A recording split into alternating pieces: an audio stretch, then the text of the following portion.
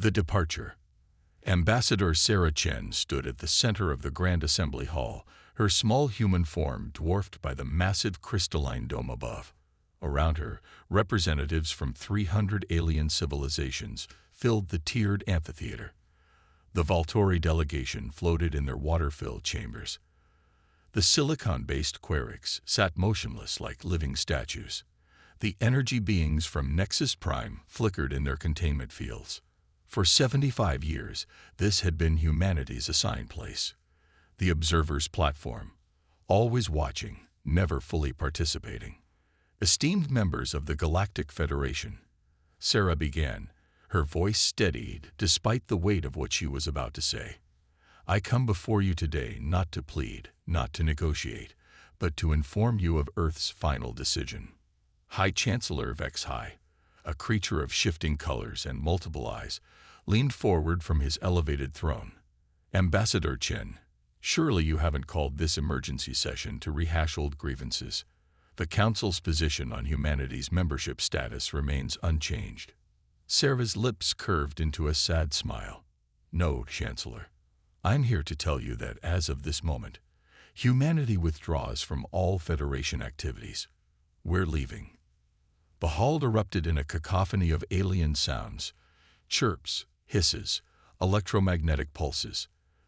The translator systems struggled to keep up with the flood of reactions. Order. Vexhay's voice boomed through the chamber. His chromophores flashed deep purple, a sign of his agitation. Ambassador, this is highly irregular. No species has ever voluntarily left the Federation's protection. Perhaps that should tell you something. Sarah replied calmly. For 7 decades, we've contributed our technology, our resources, our people. We've asked for nothing but equal standing. And for 7 decades, you've kept us at arm's length, citing our aggressive nature and unpredictable behavior. Counselor Zethmore of the Altarian Collective stood up, his 6 arms gesturing frantically. But Ambassador, the protocols exist for good reason. Your species' history of conflict is no worse than the Volturi's War of Unification or the Nexus expansion. Sarah interrupted. Yet they sit here as full members while we remain perpetual observers. She touched a control on her wrist device, and a holographic timeline appeared above her head. 75 years ago, when the exploration vessel Harmony made first contact, humanity rejoiced. We thought we found kindred spirits among the stars. We opened our world to you, shared our culture, our dreams. The timeline showed images of those early days, human and alien scientists working together, cultural exchanges, the construction of the first joint space station. And what did we receive in return? Sarah continued. Suspicion, containment, second-class status. The images shifted to show human proposals being rejected, human colonies being restricted to specific sectors, human ships being subjected to additional inspections. Chancellor Vexhay's colors shifted to a conciliatory yellow. Ambassador, these measures were necessary during the probationary period. In time. Time. Sarah's voice hardened. How much time, Chancellor?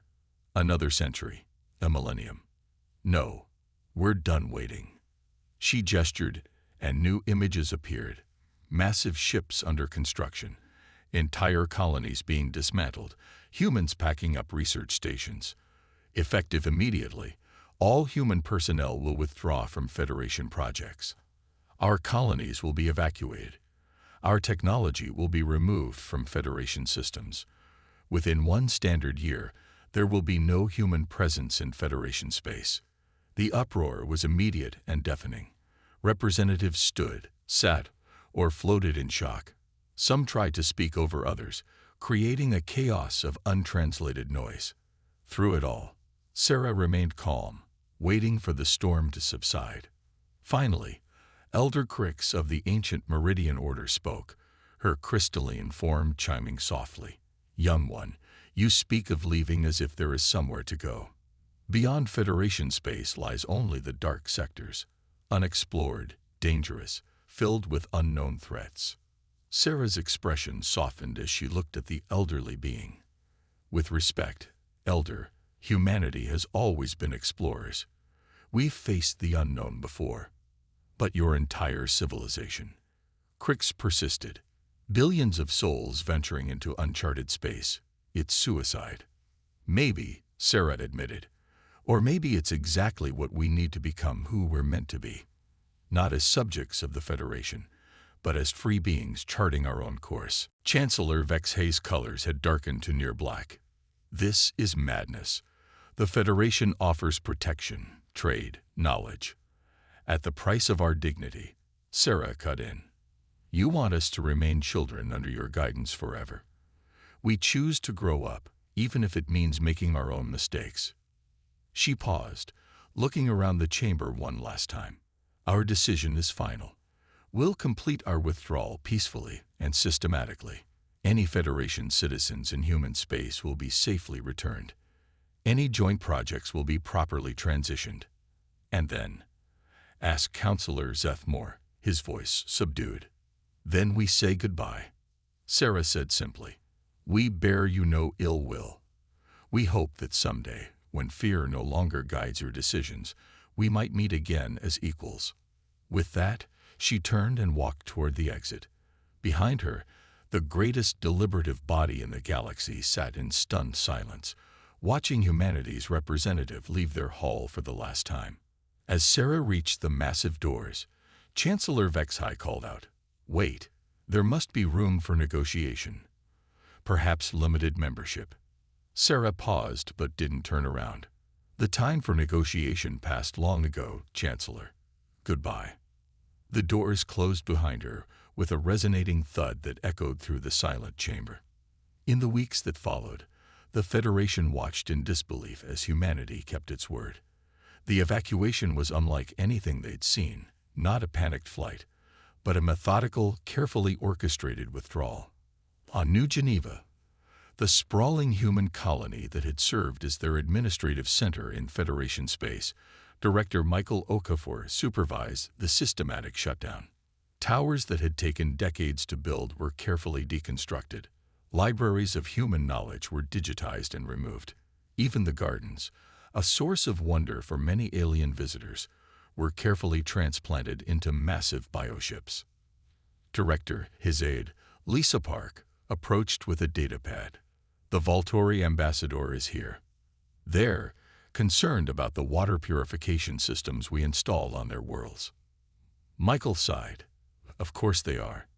Now that we're leaving, they realize they never learned how to maintain them. He looked up from his work. Set up a training program.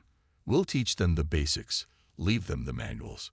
We're leaving, not trying to punish anyone. Lisa nodded, making notes. Sir, if I may ask, where are we going? I mean, all of us. Michael smiled, the kind of smile that held secrets. Remember the deep space exploration program? The one the Federation insisted we limit to the approved sectors. Yes. Well, we may have bent those restrictions a bit.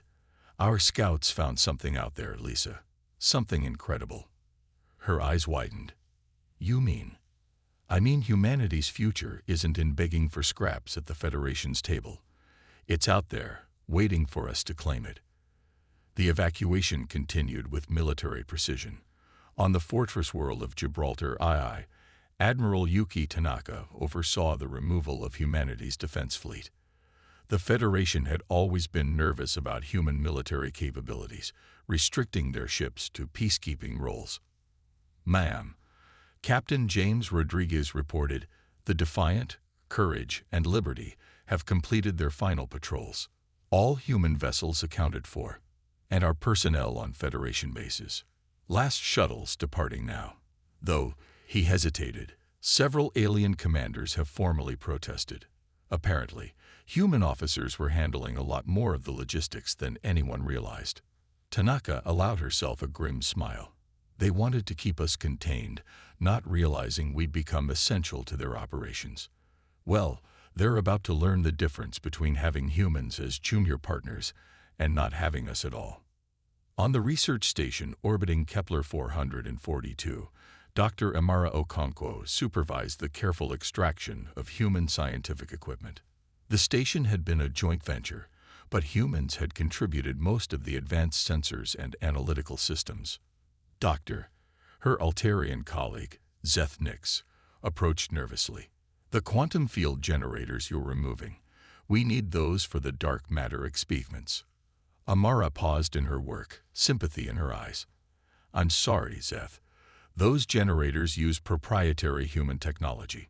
We're leaving the basic equipment and all the research data, but the advanced systems come with us. But our work can continue without us, she said gently. You're brilliant scientists. You'll adapt. As she turned back to her work, she heard Zeth Nix mutter, but it was easier with you here. That, Amara thought, was exactly the problem. The Federation had grown dependent on human innovation, while simultaneously fearing it. The medical sector felt the impact almost immediately. Human doctors had earned a reputation for their willingness to treat any species, to work in the most dangerous conditions. As they withdrew, gaps appeared in the Federation's healthcare system. On the hospital ship Mercy, Dr. Elena Vasquez made her final rounds. The wards were filled with alien patients, many looking at her with what she'd learned to recognize as anxiety. Doctor, a young Nexari patient flickered weakly. They say all human doctors are leaving. Who will treat us? Your people aren't afraid of our energy discharges like the others. Elena sat beside the patient's containment field. The Federation has many skilled physicians. They'll learn to work with your species' unique needs. But humans are different. The patient insisted. You see patients, not problems to be solved. You care. Elena felt tears welling up, but kept them in check. Then maybe our leaving will remind them why that matters. As the months passed, the true scope of humanity's withdrawal became apparent. Trade routes optimized by human logistics experts began to show inefficiencies. Space stations designed with human engineering principles developed maintenance issues their alien crews struggled to address. Research projects stalled without human creativity to bridge the gaps between different species' thinking patterns. But it was in the military sphere that the absence was felt most keenly. When pirates began raiding the outer colonies, something that hadn't happened in decades, the Federation response was slow and uncoordinated. Human tactical officers had been the ones who usually planned such operations, their strategic thinking having evolved from millennia of conflict. Chancellor Vexhai called emergency session after emergency session, but the reality was undeniable. Humanity's integration into Federation society had been far deeper than anyone had admitted. They planned this, Counselor Zethmore said during one closed session. They made themselves indispensable while we weren't looking. No, Elder Crix corrected sadly. They simply did what humans do. They helped, they innovated, they connected. We were so busy watching for signs of aggression that we missed their true nature. As the one-year deadline approached, only skeleton crews remained at human facilities. Ambassador Chen met with Chancellor Vexhai one final time, in a small conference room, rather than the Grand Assembly Hall. Sarah, Vexhai began, his colors muted with regret. Surely we can still find a compromise. The disruptions to our society are not our concern anymore. Sarah finished, though not unkindly. Chancellor, you had 75 years to see us as equals. Every disruption you're experiencing now is because you chose to use our abilities while denying us full participation. Where will you go? He asked quietly. Sarah smiled. The universe is vast, Chancellor. There are worlds beyond your borders, possibilities beyond your protocols. We'll find our own way. And if you encounter dangers, unknown species, cosmic threats, then we'll face them as humans always have, with curiosity, determination, and hope.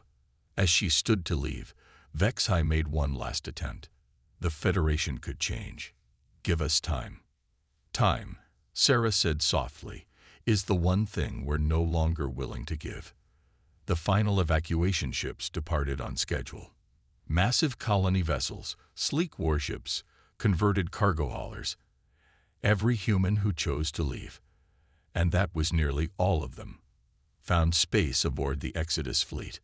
On the bridge of the flagship Terra's Hope, Admiral Tanaka stood beside Director Okafor and Ambassador Chen.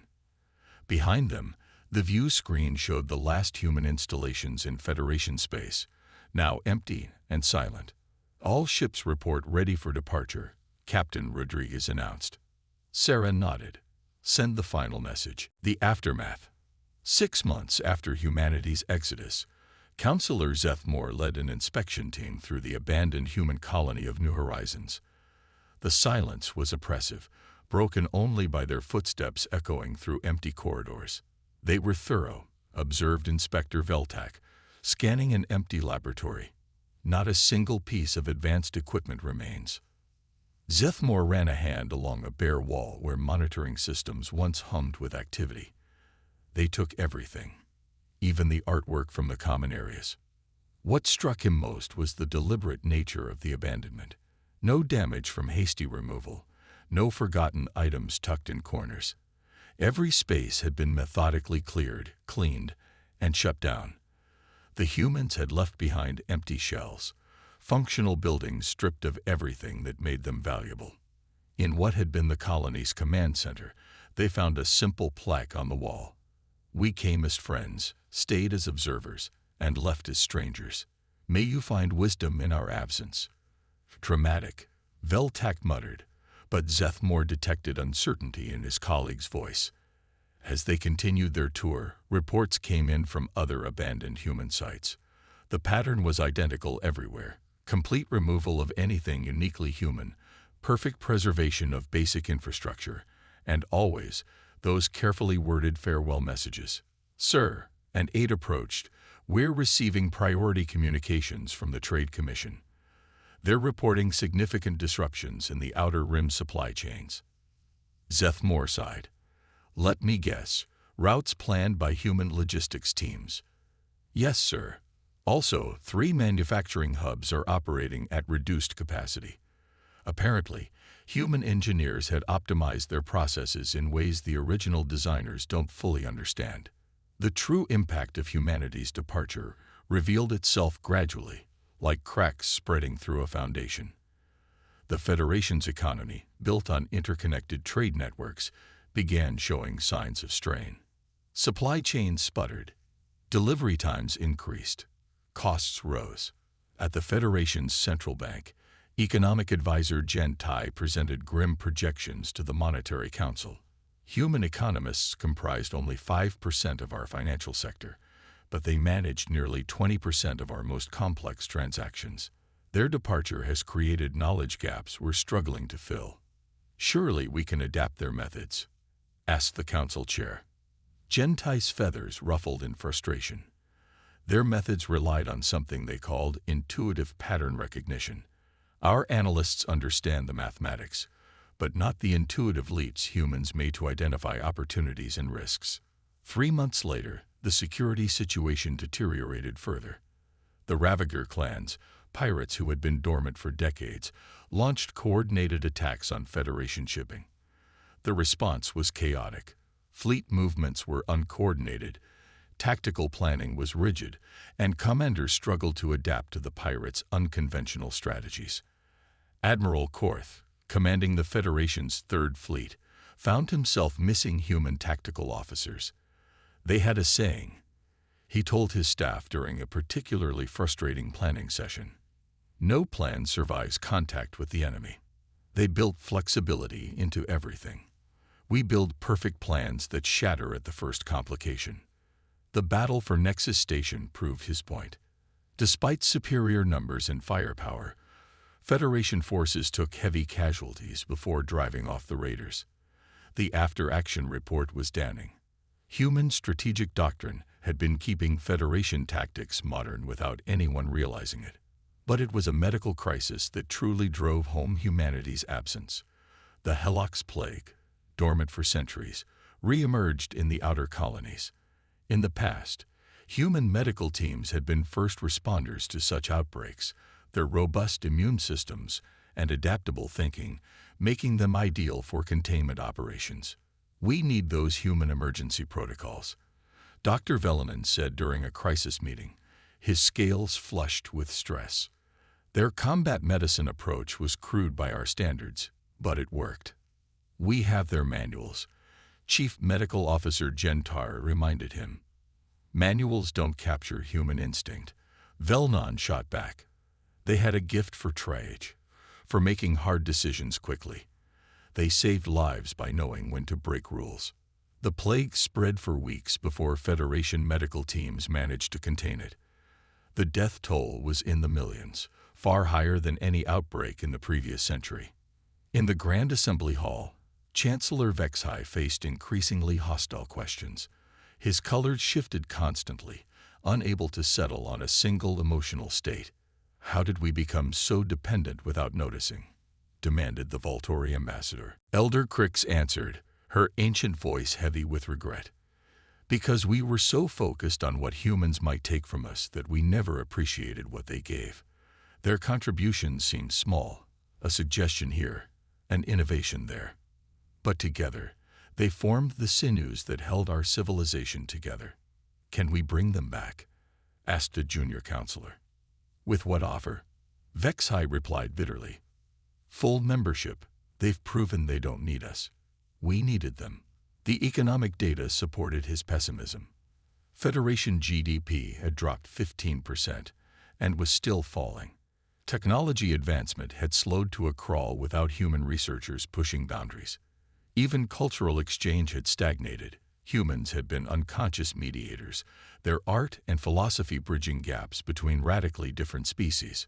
1 year after the Exodus, long-range sensors detected massive energy signatures beyond the dark sectors. The readings suggested industrial activity on a scale that dwarfed anything in Federation space. "They found something out there," whispered Zethmore, studying the data. "Something big." Teams were dispatched to establish contact, but they found only automated beacons at the border of human-claimed space. The message was polite but firm. "Human space is closed to Federation vessels. We wish you well, but our paths have diverged." 2 years passed.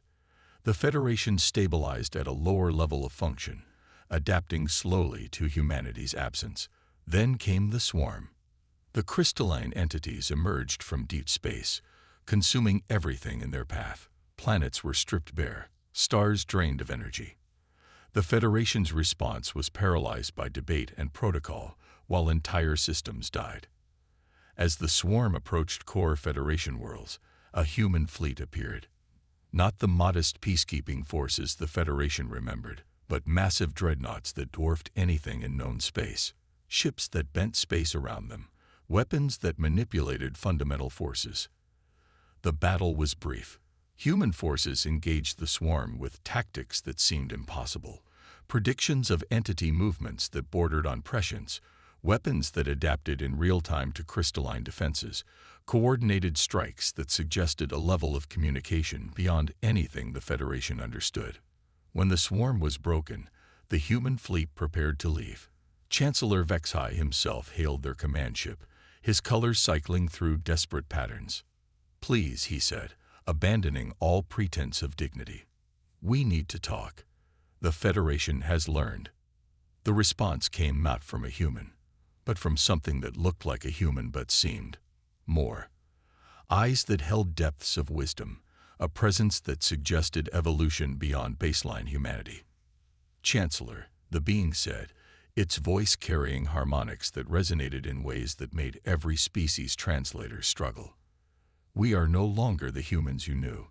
2 years can be a long time when you're focused on becoming what you're meant to be. But you saved us, because suffering serves no purpose. But we are not your protectors anymore. We are not your subjects. We are simply elsewhere." The figure paused, seeming to look through the view screen directly at Vexhai. "You feared human potential, so you tried to contain it. But potential, by its very nature, cannot be contained. It can only be directed. You chose to direct ours away from you. Can we start over?" Vexhai asked desperately. "As equals this time." The being smiled, but it was sad. "Equality was all we ever wanted, but that time has passed. We found our path among stars you've never seen, with allies who saw strength where you saw threat. Perhaps one day, when you've grown as we have, we'll meet again. Until then. The transmission ended. The human fleet vanished as suddenly as it had appeared, leaving behind only the debris of the defeated swarm and the bitter knowledge of what the Federation had lost. In the empty halls of the Grand Assembly, Elder Crix spoke into the silence. We had giants among us, and we made them crawl. Now they walk among distant stars, and we are left with the echoes of their footsteps. The Federation endured, but it never again reached the heights it had known during humanity's brief presence. In historical texts, the period became known as the Great Mistake.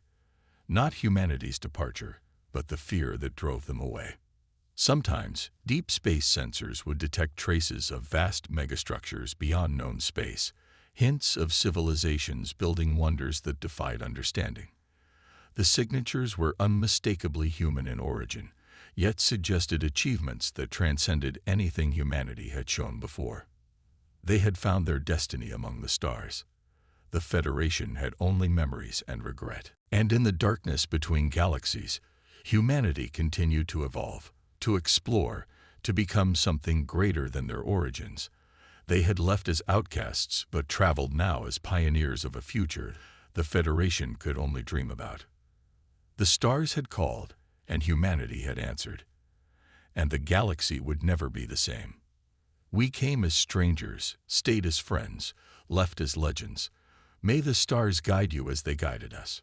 Final transmission from Ambassador Sarah Chen, aboard humanity's last ship to leave Federation space.